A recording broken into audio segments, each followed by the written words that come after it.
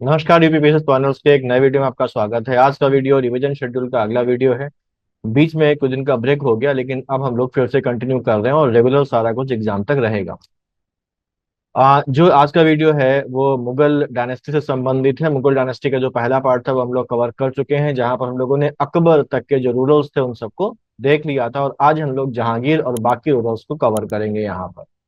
तो अकबर की डेथ होती है 1605 में, और अकबर की डेथ के बाद जो अगला बादशाह बनता है वो बनता है जहांगीर। जो अकबर है बेसिकली अगर हम लोग देखें तो अकबर अक्टूबर 1605 में बीमार हो जाता है। उसको डिसेंट्री की प्रॉब्लम होती है, और उस डिसेंट्री की प्रॉब्लम से उसकी जो हालत है वो बहुत ज्यादा खराब हो जाती है।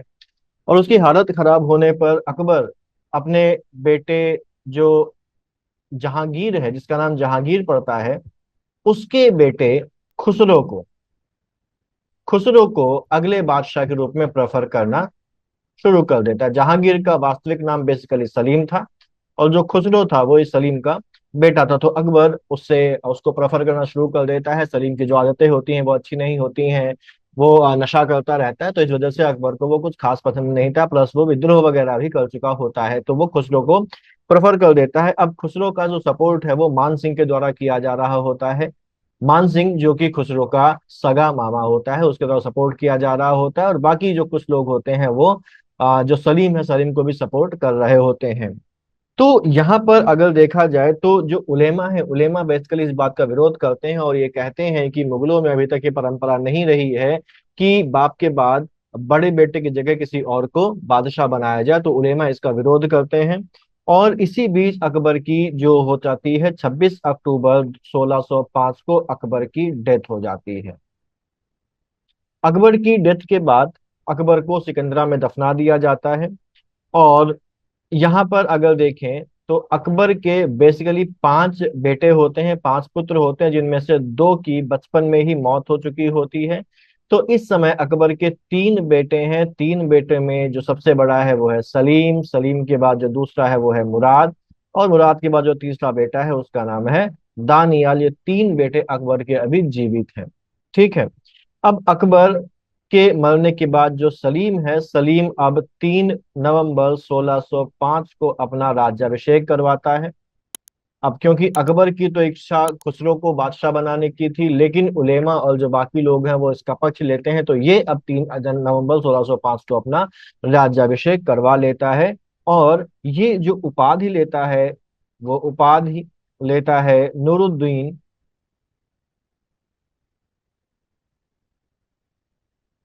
मोहम्मद जहांगीर बादशाह गाजी की।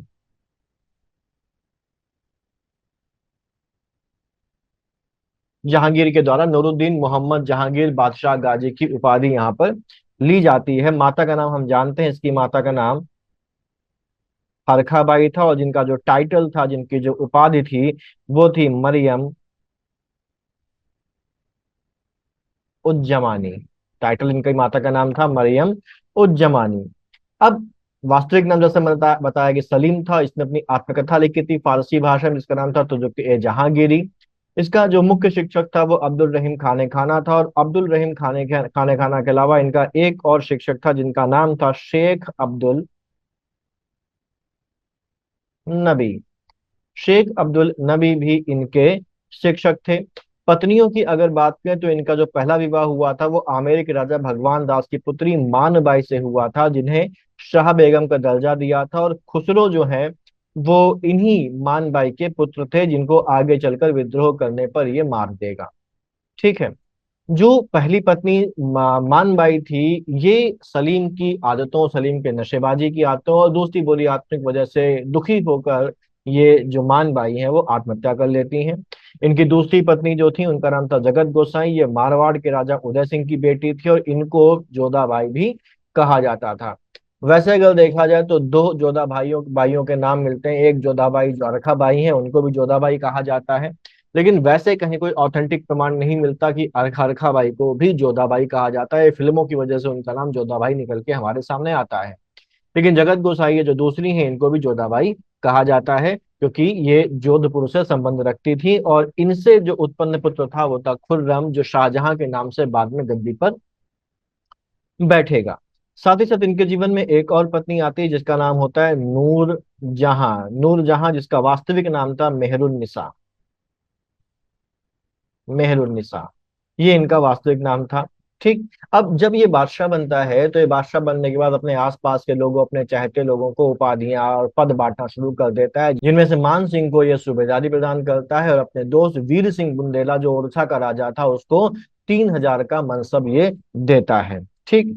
बादशाह बनने के बाद ये कुछ आदेश देता है, जिनमें से पहला आदेश ये होता है कि ये अपने आगरा के किले में जंजीरें अदल लगाता है। ये बेसिकली सोने की एक जंजीर होती है जिससे कई सारी घंटियां जो है वो लटक रही होती है, और इसको लगाने का उसका ऑब्जेक्टिव होता है कि अगर किसी भी व्यक्ति को न्याय चाहिए तो वो यहाँ पर किले के बाहर आकर इस घंटी को बजा देगा, जंजीर को खींचकर घंटी को बजा देगा, उसके बाद उसको मैं न्याय प्रोवाइड करूंगा। जहां पर जो अदल शब्द है, अदल शब्द का मतलब होता है न्याय। तो ये उसका पहला आदेश था कि इस तरीके की जो जंजीर है वो लगवाई जाए, जिससे कि जो न्याय के इच्छुक लोग हैं उनकी जो पुकार है वो बादशाह तक पहुंच जाए। दूसरा जो इसका काम होता है वो होता है कि ये 12 घोषणाएं करता है। इन 12 घोषणाओं को नाम दिया जाता है आईने जहांगीरी। आईने जहांगीरी नाम दिया जाता है। और इन आईने जहांगीरी में अगर देखा जाए तो कई सारे 12 आदेश हैं। इन 12 आदेशों में अगर मुख्य आदेशों को देखा जाए तो एक आदेश था कि वो अपने साम्राज्य के जो बड़े नगर हैं उन बड़े नगरों में वो अस्पताल या औषधालय खोलने का आदेश देता है, जिनमें लोगों का जो इलाज है वो सरकारी खर्चे पर किया जाएगा।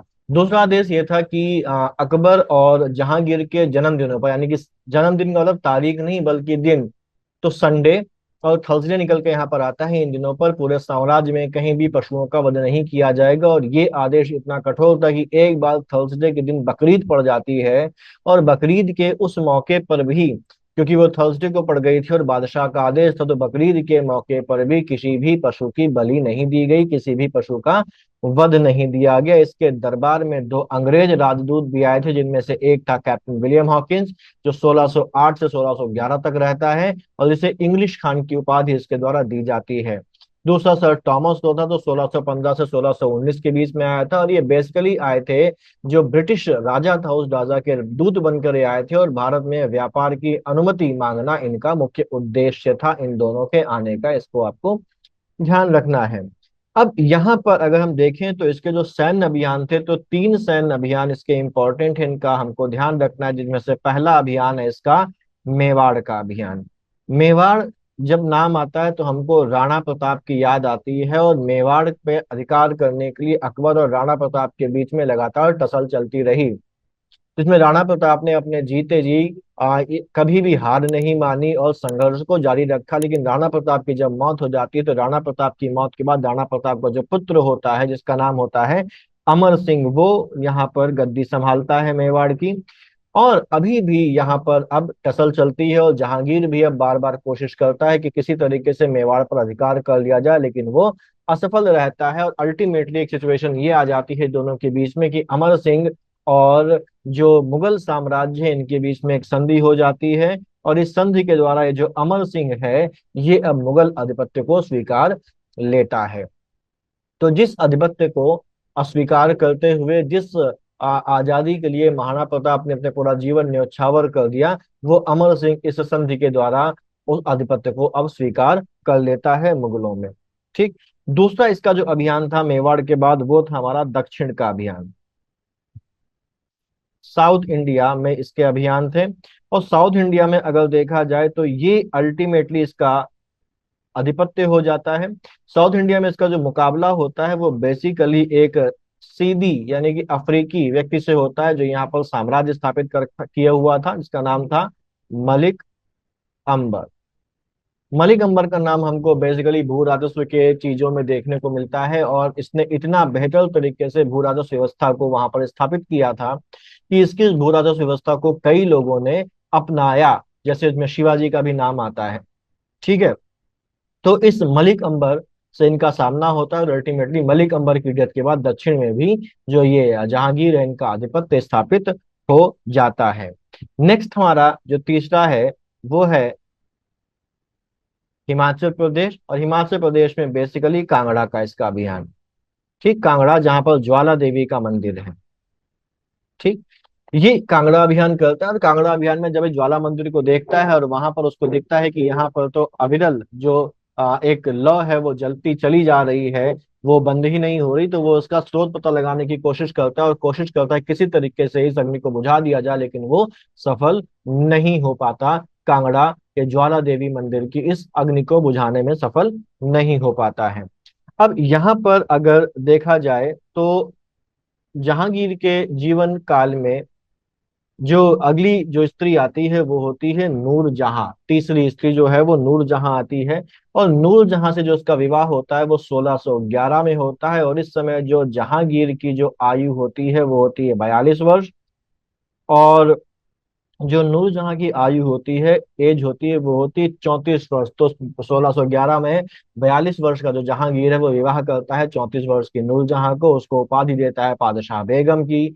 वास्तविक नाम इनका मेहरुन्निसा होता है, और आगे चलकर इनको उपाधि दी जाती है नूरजहां की। ये भी इनकी उपाधि है जो इनको दिया है किसने, जहांगीर ने दिया है। नूरजहां का पहला पति बेसिकली अली कुली मुर्जा होता है, जिसको ये षड्यंत्र के द्वारा मरवा देता है, और मरवाने के बाद वो नूरजहां से विवाह कर लेता है। नूरजहां से उसकी पुत्री होती है जिसका नाम होता है लाडली बेगम।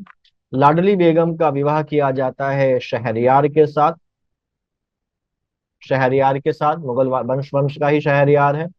नूरजहां बहुत ही महत्वाकांक्षी महिला होती है, और धीरे धीरे वो दरबार में अपना जो प्रभाव है वो बढ़ाने लगती है, और इतना बढ़ा लेती है कि जहांगीर को साइडलाइन कर देती है, और जो मेन शासन बेसिकली है वो नूरजहां के हाथों में आ जाता है। जहांगीर खुद कहता है कि मैं नूरजहां के हाथों में राजपाट का जो कार्य है वो छोड़कर बिल्कुल निश्चिंत हो गया हूँ, संतुष्ट हो गया हूँ। वो अपने सिक्कों में नूरजहां का नाम अंकित करवाता है। साथ ही साथ शाही आदेशों पर बादशाह यानी कि जहांगीर के साथ साथ नूरजहां के भी हस्ताक्षर होने शुरू हो जाते हैं। नूरजहां अपना प्रभाव बढ़ाते हुए एक गुट तैयार करती है, इसमें 4 लोग होते हैं, और इस गुट को नाम दिया जाता है नूर जहानी चौकड़ी या जुनता गुट। इस नूरजहानी चौकड़ी में 4 लोग होते हैं, जिनमें से एक खुद नूरजहां है, उसके बाद उसका पिता एतमादुद्दौला गियास बेग इसका पार्ट है, इसका भाई आसफ खान जो कि मीर सामा होता है वो भी इसका पार्ट होता है, और जो चौथा हिस्सा है वो है खुर्रम, यानी कि जहांगीर और जगत गोसाई का बेटा खुर्रम, जो आगे जाकर शाहजहां के नाम से गद्दी पर बैठेगा, वो भी इस नूरजहानी चौकड़ी का पार्ट होता है। और इस नूरजहानी चौकड़ी का प्रभाव दरबार में 1611 से 1620 तक रहता है, तब तक जब तक गियास बेग की मृत्यु नहीं हो जाती है, और उसके बाद इस नूरजहानी जो चौकड़ी है उसका प्रभाव दरबार में कम होना शुरू हो जाता है। इसके पहले बेसिकली क्या है कि जैसा हम लोगों ने देखा था कि 1605 में अकबर की डेथ होती है, और अकबर जो है वो बेसिकली चाहता है कि जो खुसरो है वो गद्दी पर बैठे, लेकिन गद्दी पर कौन बैठ जाता है, सलीम बैठ जाता है। दूसरी चीज ये है कि जो खुसरो की माँ है यानी कि जो मान बाई है, वो सलीम यानी कि जहांगीर की हरकतों से नाराज होकर पहले ही आत्महत्या कर चुकी थी। तो इससे खुसरो और जहांगीर के बीच के जो संबंध थे वो उतने कॉर्डियल नहीं होते जितने कि एक बाप बेटे के होते हैं। तो यहाँ पर अब गद्दी के लालच में जो खुसरो है वो 1606 में विद्रोह कर देता है। जहांगीर के गद्दी पर बैठने कुछ दिनों के बाद ही खुसरो विद्रोह कर देता है, और यहाँ पर खुसरो के विद्रोह में खुसरो का समर्थन करते हैं अब्दुल रहीम खाने खाना। अब्दुल रहीम खाने खाना खुसरो का समर्थन करते हैं। ठीक है, खुसरो को इस विद्रोह के बाद कैद कर लिया जाता है। अच्छा, इसके पहले खुसरो जब विद्रोह करता है तो मुकाबला होता है, तो खुसरो जो है वो भागकर चला जाता है पंजाब की तरफ, और वहां पर गुरु अर्जुन देव का वो दर्शन करने जाता है, और गुरु अर्जुन देव उसको आशीर्वाद देते हैं बिना ये जाने कि ये विद्रोही राजकुमार है। बाद में जब खुसरो को पकड़ा जाता है और खुसरो को कैद कर लिया जाता है, तो जो जहांगीर है वो उन सभी लोगों को पकड़ पकड़ कर सजा देना शुरू करता है जिन लोगों ने विद्रोह के समय खुसरो का साथ दिया था। उनके ऊपर राजद्रोह का मुकदमा वो चलाता है, और इस मुकदमे में अब्दुल रहीम खाने खाना भी चपेटे में आते हैं। और जब उसको पता चलता है कि गुरु अर्जुन देव ने भी खुसरो को आशीर्वाद दिया था, तो वो गुरु अर्जुन देव को भी पकड़वा के ले आता है और उनके ऊपर 2 लाख रुपए का जुर्माना देता है। लेकिन गुरु अर्जुन देव को तो ये पता ही नहीं था कि वो राजकुमार है, और इस वजह से वो ये कहते हैं कि मैंने ऐसा कुछ नहीं किया है। और अल्टीमेटली जब वो नहीं मानते हैं तो जहांगीर है वो उनको टॉर्चर करके मारने का आदेश दे देता है और गुरु अर्जुन देव को इसके बाद बहुत ही ज्यादा यंत्रणा देकर मुगलों के द्वारा मार दिया जाता है। और इसी पॉइंट ऑफ टाइम से अब संघर्ष की शुरुआत होती है जो चलेगा आगे तक, किसके बीच में, मुगलों और सिखों के बीच में। ये घटना यहाँ पर एक वाटर मार्क है जो मुगलों और सिखों के बीच में संघर्ष की शुरुआत करती है। ठीक है। अब जैसा मैंने बताया था कि नूरजहां की एक बेटी होती है, इसका नाम होता है लाडली बेगम। तो लाडली बेगम बेसिकली नूरजहां और नूरजहां के पहले पति अली कुली मिर्जा की बेटी होती है। और इसका जो विवाह है वो कर दिया जाता है जहांगीर के बेटे शहरयार के साथ। तो लाडली बेगम का विवाह शहरयार के साथ कर दिया जाता है। नूरजहां की जो भाई है जिसका नाम है आसफ खां, आसफ खां की बेटी होती है अर्जुमंद बानो। और उस अर्जुमंद बानो का विवाह कर दिया जाता है खुर्रम के साथ। खुर्रम यानी कि जो आगे चलकर बनेगा शाहजहां। और यही जो अर्जुमंद बानो बेगम है यही अब आगे जाकर मशहूर होगी मुमताज महल के नाम से, जिसके लिए बनाया जाएगा ताजमहल, और जिससे शाहजहां के होंगे 14 बच्चे। खुसरो के विद्रोह के बाद दो विद्रोह और होते हैं। एक विद्रोह होता है खुर्रम का और दूसरा विद्रोह होता है महावत खान का। जो महावत खान का विद्रोह है वो विद्रोह होता है 1626 में। और जो खुसरो का विद्रोह होता है वो होता है 1623 से 1626 के बीच में। खुर्रम का विद्रोह यहाँ पर होता है। अब अगर हम यहाँ इसकी धार्मिक नीतियों के बारे में बात करें, जहांगीर की धार्मिक नीतियों के बारे में बात करें, तो जहांगीर ने वो समय देखा होता है जिस समय उसका पिता यानी कि अकबर गद्दी पर बैठा हुआ है। और अकबर बहुत ही ज्यादा सहिष्णु है, बहुत ही ज्यादा उदार है, जिसकी वजह से जो उलेमा है वो उलेमा उससे नाराज हैं और उलेमाओं ने उसके खिलाफ फतवा भी जारी किया है। और उन उलेमाओं को ये उम्मीद है कि जब ये जहांगीर गद्दी पर बैठेगा तो जहांगीर गद्दी में बैठने के बाद अपने पिता के ये जो टॉलरेंट जो कदम थे उन सभी कदमों को क्या कर देगा, पलट देगा। और यही एक वजह भी थी उलेमा के द्वारा जहांगीर का समर्थन करने की। लेकिन जहांगीर जो है वो अब यहाँ जब राजा बनता है, जब शासक बनता है, तो वो अपने धर्म के प्रति वफादार रहते हुए दूसरे धर्मों के प्रति भी सहिष्णुता का भाव अपनाता है। लेकिन आगे चलकर धीमे धीमे धीमे धीमे वो थोड़ा सा कट्टरता की ओर भी चला जाता है। और आगे चलकर वो दूसरे धर्मों को नुकसान भी पहुंचाएगा और अपनी धार्मिक कट्टरता का परिचय भी देगा। लेकिन उसकी धार्मिक कट्टरता के बहुत ज्यादा प्रमाण नहीं मिलते हैं। ठीक। अब यहाँ पर अगर देखा जाए तो जो जहांगीर है इसने हिंदू त्योहारों को मनाना जारी रखा, जैसे दिवाली हो गई, दशहरा हो गई, इन सभी त्योहारों को उसने मनाना जारी रखा। 1612 में उसने रक्षाबंधन का पर्व मनाया, राखी बंधवाई। और जो राखी था उसको वो बोलता था निगाह दाश्त। राखी को वो निगाहदाश्त बोलता था। ठीक है, तो ये नाम राखी को दिया गया था।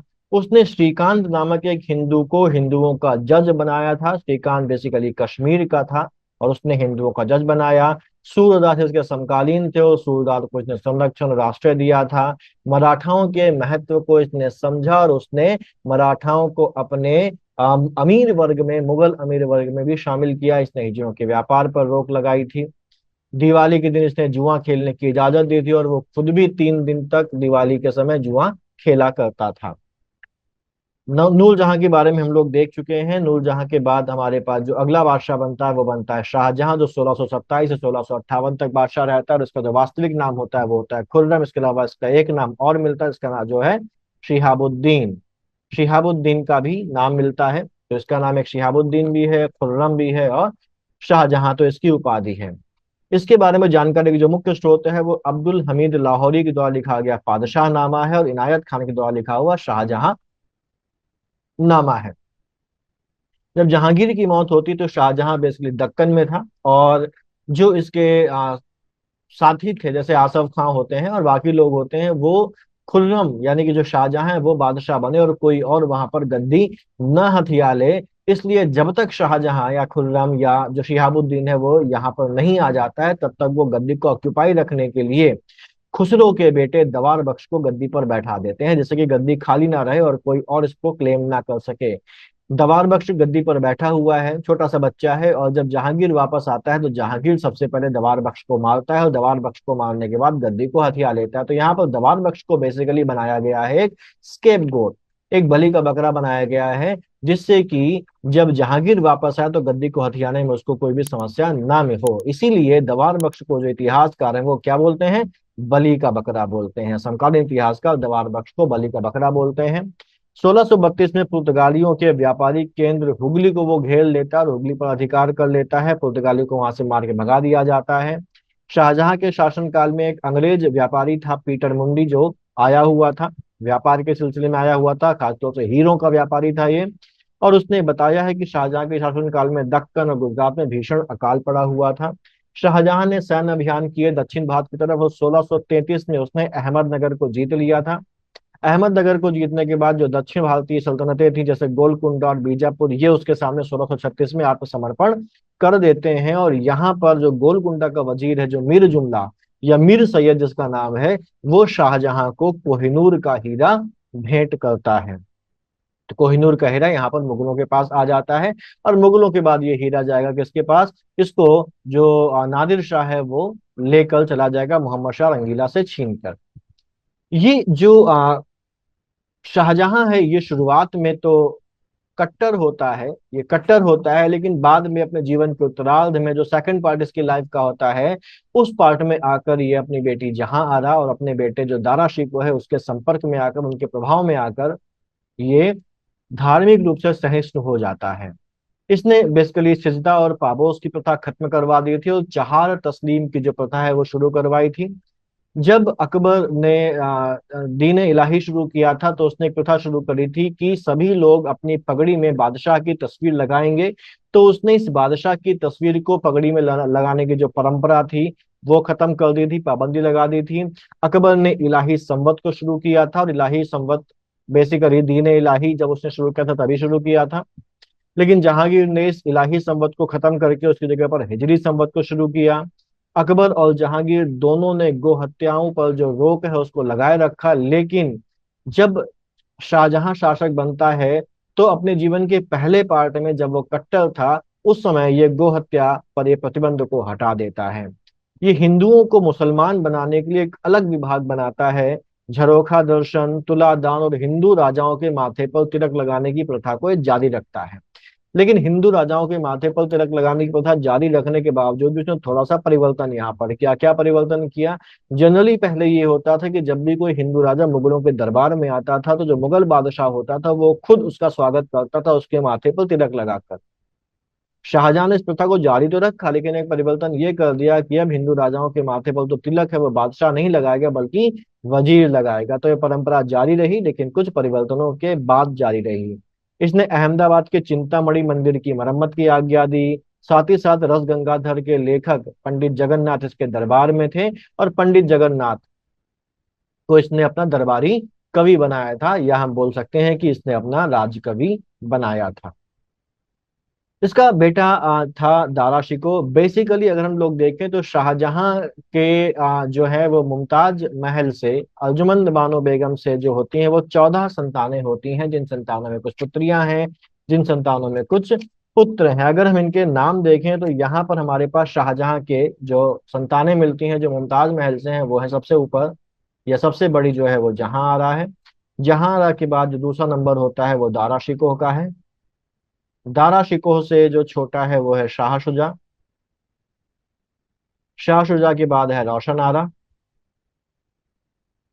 रोशन आरा के बाद अगला जो बेटा है वो है औरंगजेब। औरंगजेब के बाद अगला बेटा है मुराद बख्श, और मुराद बख्श के बाद आती हैं गौहन आरा। तो एक दो तीन चार पाँच छह, ये सात, कुल 14 संतानें थीं, जिनमें से कई सारी संतानों का जो है वो बचपन में ही या जन्म लेते ही मृत्यु हो जाती है, और ये 7 संतानें जीवित बचती हैं शाहजहां की। वैसे अगर देखा जाए तो ये जो मुमताज महल है ये इनकी तीसरी बेगम थी। इनकी जो पहली बेगम है उनका नाम था कंधारी बेगम, दूसरी बेगम का नाम था अकबराबादी बेगम, और ये तीसरी थी जिनसे 14 संतानें हुई, जिनमें से बचपन में बाकी मर गई और केवल 7 संतानें ही जिंदा रहीं। इनमें सबसे बड़ा जो पुत्र था वो दारा शिकोह था। दारा शिकोह बेसिकली सूफियों की जो कादरी परंपरा थी उस कादरी परंपरा से ये प्रभावित था, और जो जहांगीर था, जो शाहजहां था, उसने दारा शिकोह को अपने जीवन काल में ही अपना वली अहद यानी कि उत्तराधिकारी बनाया था और उसको शाह बुलंद इकबाल की पदवी दी थी। बेसिकली शाहजहां के समय जो कांधार का इलाका है, वो कांधार के इलाके पर फारसी दोबारा से अधिकार कर लेते हैं और इस इलाके को वापस पाने के लिए जो शाहजहां है वो 3 अभियान भेजता है, जिसमें से पहले जो 2 अभियान थे वो भेजे गए थे औरंगजेब के नेतृत्व में, और जो अंतिम अभियान था वो भेजा गया था दारा शिकोह के नेतृत्व में। लेकिन ये तीनों ही अभियान क्या हो जाते हैं, विफल हो जाते हैं और ये वापस कांधार को नहीं पा पाता है। तो जो ये तीसरा अभियान था जिसके अंतर्गत दारा शिकोह को कांधार वापस लेने के लिए भेजा गया था, इसी अभियान के दौरान ही दारा शिकोह को इसने शाह बुलंद इकबाल की उपाधि दी थी, क्योंकि ये जो दारा शिकोह तो बहुत ही सहिष्णु और बहुत ही टॉलरेंट था, धर्मों का सम्मान करता था। तो इसीलिए लेन पुल ने इसको लघु अकबर कहा है, अकबर के साथ इसकी समानता दिखाते हुए इसको लघु अकबर कहा है। इसने कई सारे साहित्यिक कार्य भी किए, जैसे इसने भगवत गीता और योग वशिष्ठ का फारसी में अनुवाद करवाया था या किया था। इसने वेदों का संकलन किया और कहा जो वेद है वो ईश्वरीय कृति है। इसने उपनिषदों का फारसी में अनुवाद किया था और उनको नाम दिया था सिर्रे अकबर। मजमा उल बहरीन नाम की इसने किताब लिखी, जिसमें हिंदू और इस्लाम धर्म को एक ही ईश्वर की प्राप्ति के इसने 2 मार्ग बताए थे। यहाँ पर अब शाहजहां बेसिकली कुछ समय के लिए 1657 में बीमार पड़ जाता है और यहाँ पर बीमार पड़ जाने के बाद ये अफवाह उड़ जाती है कि जो शाहजहां है उसकी डेथ हो गई है। जब शाहजहां की डेथ की अफवाह उड़ती है तो इसके जो पुत्र हैं वो अलग अलग जगहों पर होते हैं और वहीं से ये बेसिकली उनको लगता है कि दारा शिकोह कहीं बादशाह ना बन जाए, तो वो अपने अपने आप को अलग अलग जगहों पर जहां पर भी वो होते हैं, कोई गुजरात में होता है, कोई दक्कन में होता है, कोई मालवा में होता है, वहीं पर वो अपने आप को बादशाह घोषित कर देते हैं और गद्दी को हथियाने के लिए अब आगरा की तरफ वो मूव करना शुरू करते हैं। यहाँ से शुरुआत होती है उत्तराधिकार युद्धों की। हालांकि जो शाहजहां है वो कुछ समय के बाद ठीक हो जाता है, लेकिन जो उत्तराधिकार युद्धों की शुरुआत हो गई है वो अब यहाँ पर चलती रहती है और शाहजहां के जीवित रहते ही उसकी गद्दी पर उसके पुत्र अधिकार कर लेते हैं और शाहजहां को कैद कर लिया जाता है। तो यहाँ पर जो उसकी अलग अलग पुत्रियां थी, उन अलग अलग पुत्रियों ने भी अलग अलग शहजादों का पक्ष लिया, जैसे जहां आरा ने सपोर्ट किया दारा शिकोह को, रोशन आरा ने सपोर्ट किया औरंगजेब को और गौहन आरा ने सपोर्ट किया था मुराद बख्श को। शाह शुजा ने अपने आप को बंगाल में और मुराद ने खुद को गुजरात में स्वतंत्र घोषित कर दिया और अपने आप को बादशाह भी घोषित किया। अब यहाँ पर जो उत्तराधिकार युद्ध है उनके क्रम आपको ध्यान रखने हैं। यहाँ पर उत्तराधिकार युद्ध हमारे पास 1 2 3 4 5, इनका आपको क्रम ध्यान रखना है, कौन सा कब हुआ था और किस युद्ध का परिणाम क्या हुआ था, इस पर आपको ध्यान रखना है। ये बहुत ही ज्यादा एग्जाम में पूछा जाता है। तो जो सबसे पहला युद्ध हुआ है जो है बहादुरपुर का युद्ध, ये होता है 14 फरवरी 1658 को। ये युद्ध शाह शुजा और शाही सेना के बीच में होता है। शाही सेना का मतलब वो सेना जो दारा शिकोह या शाहजहां की थी उसके बीच में होता है ये। और इस युद्ध में जो है वो शाह शुजा की हार हो जाती है। दूसरा युद्ध है धर्मत का युद्ध, जो मध्य प्रदेश में उज्जैन के पास ये युद्ध होता है। और ये जो धर्मत का युद्ध है, ये धर्मत का युद्ध बेसिकली होता है 16 अप्रैल 1658 को। 16 अप्रैल 1658 में होता है। यहाँ पर ये औरंगजेब और मुराद की संयुक्त सेना एक तरफ होती है और दूसरी तरफ होती है शाही सेना, जो दारा की सेना होती है। लेकिन इसका जो नेतृत्व कर रहा होता है वो नेतृत्व दारा शिकोह नहीं कर रहा होता है, बल्कि कर रहा होता है जसवंत सिंह, राणा जसवंत सिंह इसकी कर रहे होते हैं, जो बेसिकली जोधपुर के होते हैं। और इस युद्ध में जो औरंगजेब और मुराद की जो संयुक्त सेना है, वो संयुक्त सेना राणा जसवंत सिंह के नेतृत्व वाली जो शाही सेना है उसको पराजित कर देती है। इसके बाद एक और युद्ध होता है जिसका नाम होता है सामूगढ़ का युद्ध। सामूगढ़ का युद्ध होता है 29 मई 1658 को। 29 मई 1658 को होता है। इस युद्ध के दौरान जो औरंगजेब है वो राणा जसवंत सिंह को अपनी तरफ कर लेता है। और सामूगढ़ का युद्ध वो पहला युद्ध है जिसमें दारा शिकोह औरंगजेब और मुराद की संयुक्त सेना के विरुद्ध शाही सेना का नेतृत्व करता है। और इस युद्ध में दारा की हार होती है। ये शाही सेना की दूसरी और दारा की पहली हार है, क्योंकि दारा का नेतृत्व नहीं था, दारा के नेतृत्व में ये पहली हार है। ये बेसिकली क्या है, अगर हम लोग देखें तो इसको दारा की निर्णायक हार माना जाता है, क्योंकि इस युद्ध के बाद औरंगजेब ने अपना राज्याभिषेक करवा लिया था और केवल एक फॉर्मेलिटी बाकी रह गई थी। और अब क्योंकि उसने अपना राज्याभिषेक करवा लिया है, तो मुराद को उसने कई सारे प्रलोभन दे के अपने साथ शामिल कर लिया था कि मैं तो धार्मिक व्यक्ति हूँ, मैं तो शाही दरवेश मुझे कहा जाता है और मुझे राजकाज का कोई शौक नहीं, मैं तो तुम्हारे लिए युद्ध करवा रहा हूँ, तो तुम बादशाह बन जाना। लेकिन जैसे ही वो यहाँ पर अपना सामूगढ़ जीतता है, वो मुराद को कैद कर लेता है और मुराद के जो सारे सपने होते हैं वो छूमंतर हो जाते हैं और बाद में मुराद की हत्या कर दी जाती है। नेक्स्ट होता है खंजवा का युद्ध। ये खंजवा का युद्ध अब शुजा के साथ होता है। दारा शिकोह हार चुका है, हार के भाग गया है, मुराद को कैद कर लिया गया है और अब बचा है तीसरा भाई जिसका नाम है शाह शुजा। शाह शुजा कुसे के साथ यहाँ पर खंजवा का युद्ध होता है। ये जो खंजवा का युद्ध है, ये फतेहपुर, जो इलाहाबाद और कानपुर के बीच में एक जिला है, वहां पर एक जगह है खजुआ। उस खजुआ में ये खंजवा का युद्ध होता है और इस युद्ध में शाह शुजा की हार होती है। शाह शुजा यहाँ पर अपने परिवार को लेकर भागता है और भाग के वो पहुंच जाता है बर्मा। बर्मा में एक जनजाति पाई जाती है जिसका नाम होता है अराकान। अराकान नाम की एक जनजाति पाई जाती है। ये जनजाति इनको घेर लेती है और घेर कर शाह शुजा को उसके परिवार के साथ मार देती है, ये जंगली जनजाति। नेक्स्ट युद्ध जो लास्ट है वो होता है देवराई का। ये औरंगजेब और दारा के बीच में अंतिम और महानिर्णायक युद्ध है। ये युद्ध जो है इसको दोराई का युद्ध भी बोला जाता है और ये युद्ध है होता है 13 मार्च 1659 को। 13 मार्च 1659 को युद्ध होता है।